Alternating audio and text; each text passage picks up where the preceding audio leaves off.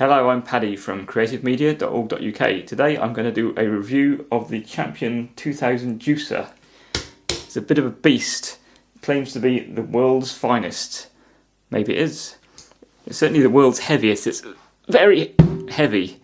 It kind of looks like it should be bolted down to a workbench. I mean, it looks a bit like a grinding machine or something. It's really just a huge motor on the stand, and I think it's kind of crosses the bridge a bit between commercial and home use. Unlike some juicers, it doesn't have its own internal juice chamber. You actually need to provide your own bowl. This is the heart of the machine. These rather vicious teeth do all the juicing. The cutting blade has a D-shaped hole inside which fits to the D-shaped shaft. So you need to get that on at the right angle, push that on. There's no risk this is going to start whizzing round without the safety guard on, because there's a special magnetic switch under here. You can make it turn if you hold the magnet under there, but that'd be a really foolish thing to do with this on. I have tried it with that off, because I was wondering about using this as a motor for something else, because it's such a powerful motor. I thought I could make it quite versatile. If you can find something to fit on the end of this, and it's a tool that works at the same speed that this rotates, you might be able to kind of use this as a multi-use tool. So that's on safely. There's a bit of a knack to this. The sieve goes onto here. This sieve is quite a few years old now. We've had this machine for quite a long time, but not really any signs of rust. And then this piece slides over. This is probably the most awkward bit of putting this together. There we go. Slide that on, and that slides on there. So that's ready to go on, and that goes on at an angle like that, and turns around, and that's all ready to go, apart from a useful funnel to go on the top. You might not find this funnel that useful really, because the actual hole in the top is fairly small anyway. This is wonderful for carrots, just the right size, but for apples or any other fruit pretty much, it's a bit small, so you'll find you've got to cut up your fruit before you put it down. It might make sense to remove some of the pips and peel and stuff as well, because in the sieve inside here, which I've just put in, you can probably see it down the top of the tube, you will find that soon gets covered in bits of peel and rind and stuff. You can see it from the bottom. And I kind of do wonder if less of the juice is getting through here than it might be. The Champion juicer comes with this plunger for pushing the fruit down the top. You'll need a fairly large bowl to catch the juice, because it's going to come out from this whole area.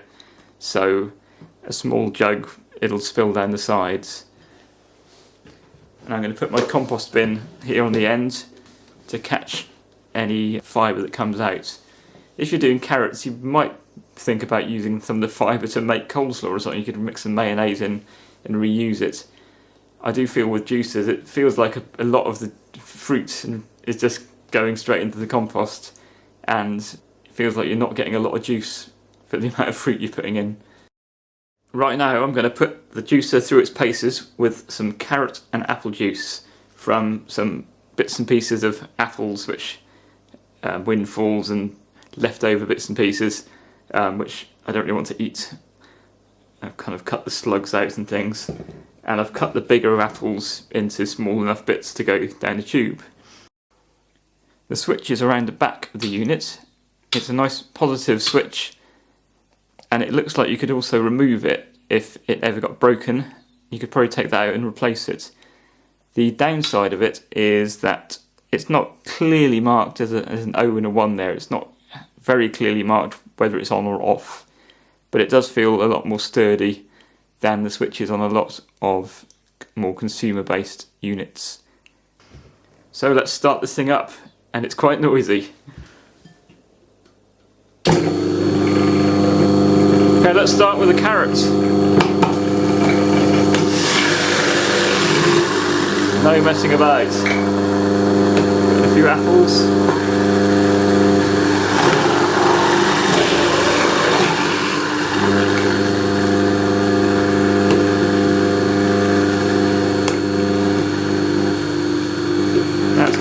harder to push through.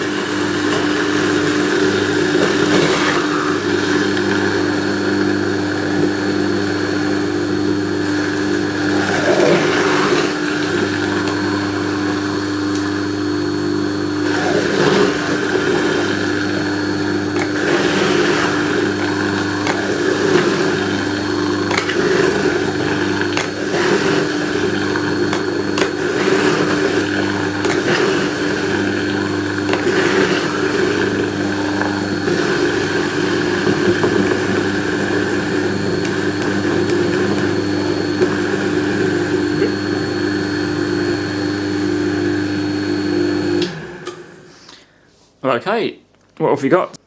Well, here is my carrot and apple juice. As you can see, it's not at all clear. I mean, if you just want to get the healthy goodness of apples and carrots straight away, that's pretty quick. You can just swig that back and it'll be fine. But if you want something a bit less cloudy, you'd need to wait for that to settle out a bit or maybe filter it. Here's my carrot and apple juice after being allowed to stand for a few minutes, and you can clearly see it's starting to settle out a bit. There's kind of fibre at the top and a bit of something at the bottom and a clearer section in the middle. So if you do leave this to stand, you can make it a bit less cloudy, but this does also show that this juicer doesn't do a really fine juice. If you want to get a really fine juice, I think you need a press rather than the juicer. Actually very nice. Drinking that makes me wonder why I don't use this machine very often, because it's really nice. But it feels like I've used quite a few apples and a carrot just for one glass of drink. And it wasn't a lot of effort, it's quite easy to do. But I think you do really need to be committed to juicing, or have a bulk of things to juice once a year. Like maybe every October you might have lots of apples that you want to juice and spend an hour or two making a whole lot of juice. I don't really feel like it's a one-off machine that you just make a single drink every now and then. You have to be a bit more committed to juicing and have a large supply of fruit and veg to make your juice out of. Finally, let's see how easy it is or hard it is to clean. Every time I see a juicing machine in a shop, I kind of look at it and think that would just be horrible to clean. It would just be full of mouldy bits of fruits and stuff. So I'm going to clean this in real time just to show you how quick it is. My compost bin handy here. So there's a bit of dirt on here, not too bad, on the plunger, so I can just wipe this off. You'll soon get used to having this goo all over your hands, and that can rinse under the tap in a moment. This twists off very easily. Here's all the dirt on our spinning cutting blade thing. Again, that can be scraped in to the bin, taking a lot of care with your fingers not to cut them, of course. And I'll rinse that under the tap in a moment. Blech.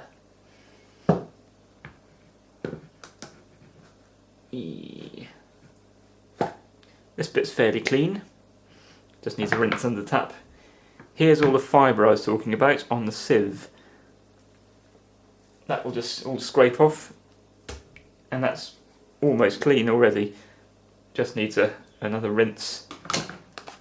That comes off, that can have a rinse under the tap. This bit is a bit blocked with bits of apple and stuff. There's still actually a whole piece of apple in there which hasn't got pushed through somehow. And the end here is blocked too, so that's a bit more awkward to clean off.